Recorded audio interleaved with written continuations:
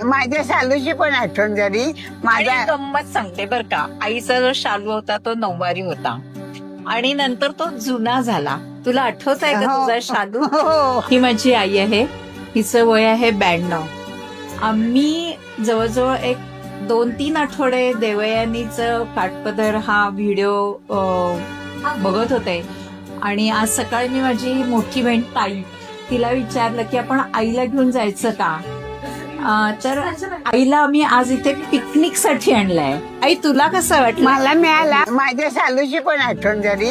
माझा गंमत सांगते बर का. आईचा जो शालू होता तो 9वारी होता आणि नंतर तो जुना झाला.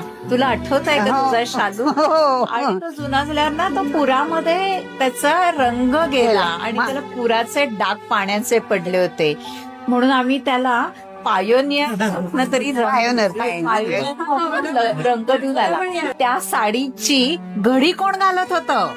आई, साडीची घडी कोण घालत होतं? दादा.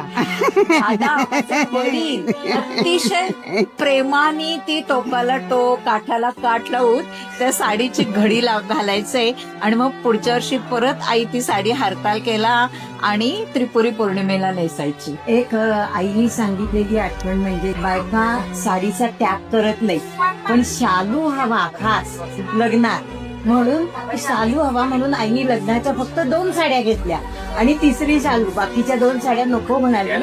आणि त्या काळात म्हणजे 72 वर्षापूर्वी माझ्या आजोबांनी आईला नेऊन तिच्या पसंतीचा शालू घेतला होता. हे मला खास महत्वाचं वाटतं जास्ती. आईला खूप छान वाटेल असं आम्हाला वाटलं.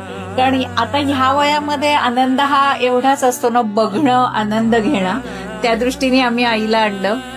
आज आम्ही दोघी जणी माझ्या आईच्या आई होऊन आईला इथे घेऊन आलेलो आहे आणि ह्याचा आम्हाला खूप आनंद आहे.